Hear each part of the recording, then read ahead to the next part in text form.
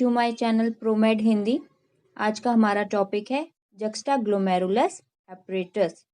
इसमें हम पढ़ेंगे इसकी लोकेशन, उसके बाद इसके कंपोनेंट्स के बारे में कि कौन कौन से सेल इस एपरेटस को फॉर्म करते हैं, and the third and the most important is इसका फंक्शन।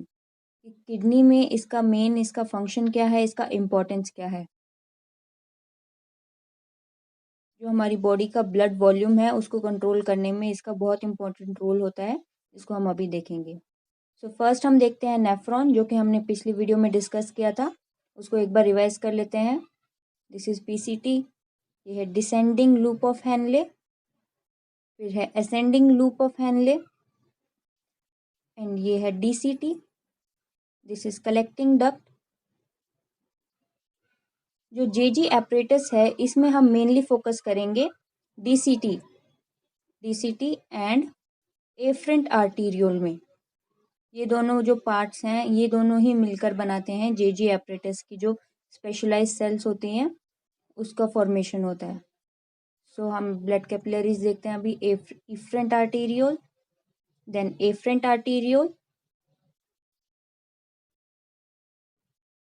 अब आप इस डायग्राम में आराम से देख सकते हैं कि एफरेंट आर्टीरियोल एंड जो डीसीटी ऑफ नेफ्रॉन है वो कितने आपस में कितने क्लोज हैं। सो इन दोनों के क्लोज प्रॉक्सिमिटी के कारण ही बनता है जेजी एपरेटस, जक्स्टाग्लोमेरुलर एपरेटस। ये बहुत ही इंपॉर्टेंट रोल प्ले करता है हमारी बॉडी के ब्लड वॉल्यूम को कंट्रोल करने में, क्योंकि जक्स्टाग्लोमेरुलर सेल ही होते हैं जो कि रेनिन को सिक्रीट करते हैं, जो कि ऐसा एंजाइम है जो ब्लड वॉल्यूम को डिटरमाइन करता है। सो बेसिकली जेजी एपरेटस कहाँ लोकेटेड है? किडनी में, नेफ्रॉन के अंदर। एंड नेफ्रॉन में भी अगर हम स्पेसिफिक करें तो afferent arteriole plus DCT. Now अब हम इसके कंपोनेंट्स के बारे में डिटेल में जानकारी लेंगे। सो फर्स्ट नंबर है जक्स्टाग्लोमेरुलर सेल, या जिसको हम जेजी सेल और ग्रैनुलर सेल भी बोलते हैं। ये बहुत इंपॉर्टेंट है क्योंकि यही सिक्रीट करते हैं रेनिन, एंड रेनिन बहुत इंपॉर्टेंट एंजाइम है जो कि किडनी द्वारा प्रोड्यूस किया जाता है। Then second is macula densa, macula densa भी बहुत इंपॉर्टेंट है। एंड द थर्ड, जो ये वाला पार्ट जो थर्ड है, that is extra mesangial and lacis cell. Mostly आपको बहुत ही कम बुक्स में आपको इसके बारे में डिटेल मिलेगी। ज़्यादातर जो बुक्स हैं उसमें स्टार्टिंग के फर्स्ट दो ही मेंशन होते हैं, that is granular cell and macula densa. But जो लेसिस सेल होते हैं वो भी जेजी एपरेटस का पार्ट होते हैं। सो प्लीज़ आप ये आराम से याद कर लीजिएगा ताकि आपको कोई प्रॉब्लम ना आए। अब हमने इसका डिटेल में देखा है कि ये डिटेल में हम इसका डायग्राम देख रहे हैं, वो है डीसीटी, ये एफरेंट आर्टीरियोल। क्योंकि यही इसी पोर्शन में जेजी एपरेटस प्रेजेंट होता है इसलिए हमने इसको मैग्नीफाई कर दिया नेफ्रॉन में।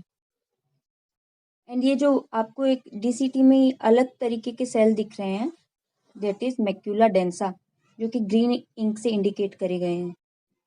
एंड एफरेंट आर्टीरियोल में जो ब्लू इंक से बनाए हैं वो हैं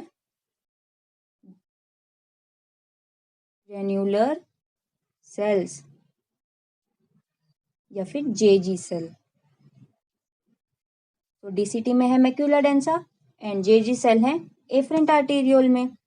एंड इन दोनों के बीच में जो ब्लैक इंक से बनाए गए हैं वो है एक्स्ट्रा मैसेंजियल सेल।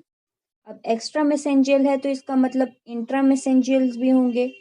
जो इंट्रा मैसेंजियल हैं वो यहाँ पर ग्रीन इंक से बनाए हैं मैंने, जो कि ग्लोमेरुलस एपरेटस के जो कैपिलरीज होती हैं उनके बीच में जो गैप होता है वहाँ पे प्रेजेंट होते हैं। इनका भी हम फंक्शन, इसका भी इंट्रा मैसेंजियल सेल्स का भी फंक्शन हम इस वीडियो में देखेंगे। दिस इज बोमन स्पेस, जहाँ पर फिल्ट्रेट कलेक्ट करता है बोमन कैप्सूल। एंड आप देख सकते हैं जो पीसीटी का है सेल्स, उनका स्ट्रक्चर डिफरेंट है as compare to Bowman capsule. So PCT के सेल हैं क्यूबॉइडल शेप में, एंड जो डीसीटी के हैं वो मोर लाइक स्क्वैमस शेप है उनका। इफरेंट आर्टीरियोल,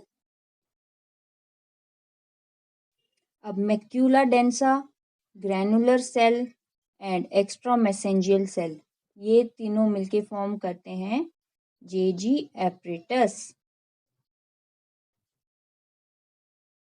जेजी एपरेटस यहाँ पे मैंने इनसर्कल कर दिया कि यहाँ पर नेफ्रॉन में यहाँ पर होगा जेजी apparatus.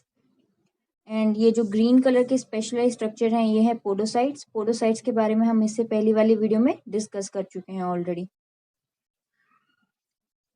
And nephron and blood vessel के बीच में बेसमेंट मेम्ब्रेन प्रेजेंट है, जिसको क्लियर करने का काम, मतलब कुछ भी टॉक्सिन्स वगैरह वहाँ पे ना रहें, उसका काम करता है इंट्रामेसेंजियल सेल्स। अब हम हर एक इंडिविजुअल सेल के फंक्शन के बारे में पढ़ेंगे। सो पहले हम ओवरऑल फंक्शन देख लेते हैं जेजी एपरेटस का। ओवरऑल फंक्शन है regulation of blood pressure and blood volume. जैसे ही ब्लड प्रेशर लो होगा सो वो रेनिन सिक्रीट करेगा, एंड रेनिन सिक्रीट करेगा रास, जिसको हम मैकेनिज्म बोलते हैं, उसके थ्रू वो ब्लड प्रेशर को इंक्रीज कर देगा। अब हम इसके इंडिविजुअल सेल्स के बारे में डिटेल में देखेंगे, उनकी लोकेशन एंड उसके फंक्शन के बारे में। So first is macula densa. अब इसको याद करने के लिए ट्रिक है कि डेंसा में डी है और डीसीटी में भी डी से स्टार्ट होता है, सो इसकी लोकेशन है डीसीटी। देन इसका फंक्शन जो है वो है कि सोडियम एंड क्लोराइड की प्रेजेंस को डीसीटी में सेंस करता है। जैसे ही सोडियम एंड क्लोराइड की प्रेजेंस इंक्रीज करती है या डिक्रीज करती है तो ये डिफरेंट पाथवे फॉलो करता है उसको रेगुलेट करने के लिए। अगर सोडियम और क्लोराइड का कॉन्सेंट्रेशन इंक्रीज करता है तो ये ट्यूब्यूलो ग्लोमेरुलर फीडबैक, इस वाले मैकेनिज्म के थ्रू इसको कंट्रोल करता है।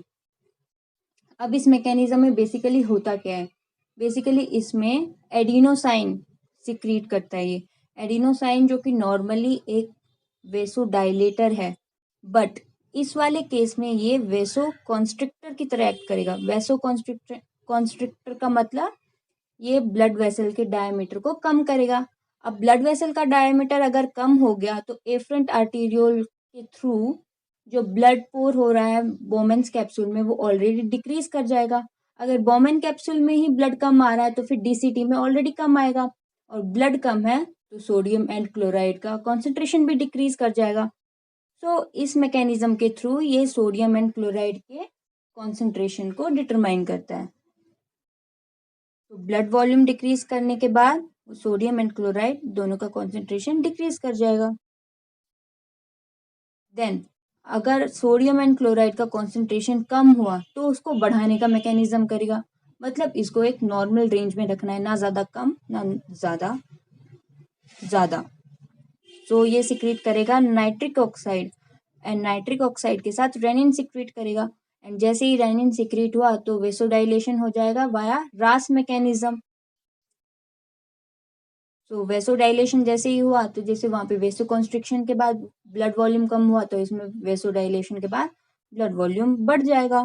तो ब्लड वॉल्यूम बढ़ जाएगा तो फिर और नॉर्मली जो सोडियम एंड क्लोराइड की कॉन्सेंट्रेशन ब्लड में इंक्रीज कर जाएगी। तो एक बार ये कर रहा है वेसोडाइलेशन एंड एक बार ये कर रहा है वेसो कॉन्स्ट्रिक्शन। देन सेकेंड जो बहुत इंपॉर्टेंट सेल्स हैं that is granular and Jazzy sales. अब ये कहाँ पे सिचुएटेड है, एफरेंट आर्टेरियोल में। तो अब हम इसका फंक्शन देखेंगे। सो फंक्शन क्या है, सेंस द ब्लड प्रेशर और ब्लड वॉल्यूम।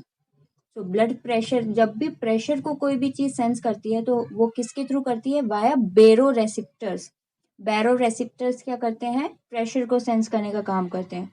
सो जैसे ही वो डिक्रीज होता है तो ये सेल्स क्या करते हैं, रेनिन प्रोड्यूस करते हैं। सो रेनिन जो कि एक एंजाइम है, ये आपको जरूर याद रखना है कि रेनिन एंजाइम है, हार्मोन नहीं है। तो ये क्या करती है, इंक्रीज ब्लड वॉल्यूम वाया रास मैकेनिज्म। हम आगे आने वाली वीडियोस में रास मैकेनिज्म के बारे में डिटेल में पढ़ेंगे। Now the third part is extra mesangial cell. अब जैसे कि मैंने बताया ये बहुत कम बुक्स या फिर बहुत ही हाई लेवल की जो बुक्स होती हैं उसके अंदर इनका मेंशन होता है कि ये भी जेजी एपरेटस का पार्ट है। मोस्टली आपको फर्स्ट 2 टाइप की सेल पढ़ा दी जाती हैं एंड जेजी ऑपरेटर्स को कंप्लीट कर दिया जाता है, जबकि इसमें 3 टाइप की सेल्स होती हैं and these are present between afferent and efferent arteriole. And जो इसका फंक्शन क्या होता है, इसका फंक्शन ज़्यादा स्पेसिफिक अभी तक डिस्कवर नहीं हुआ है, बट नॉर्मली इसको ट्यूब्यूलो ग्लोमेरुलर फीडबैक में हेल्प करे हुए देखा गया है एंड जो रेनिन का सिक्रीशन होता है वाया जेजी सेल, उसमें भी इसका थोड़ा बहुत रोल होता है।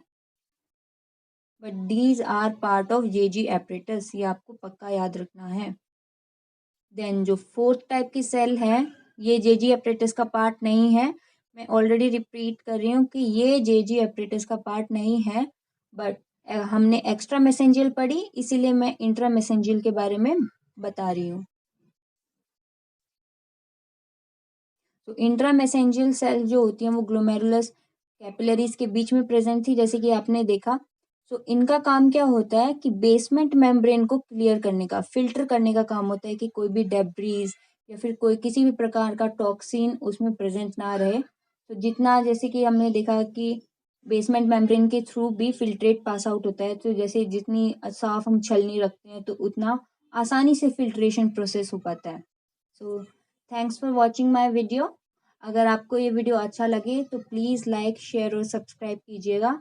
एंड अगर आपको कुछ भी डाउट हो तो इस वीडियो के नीचे कमेंट बॉक्स में आप कमेंट कीजिएगा। एंड अगर आप लोग चाहते हैं कि मैं किसी स्पेसिफिक टॉपिक पे वीडियो बनाऊं या फिर आपको उसमें किसी टॉपिक पे डाउट है तो आप उस चीज़ का भी रिक्वेस्ट कर सकते हैं, तो फिर आपको उसके बारे में वीडियो मिल जाएगी। Have a nice day.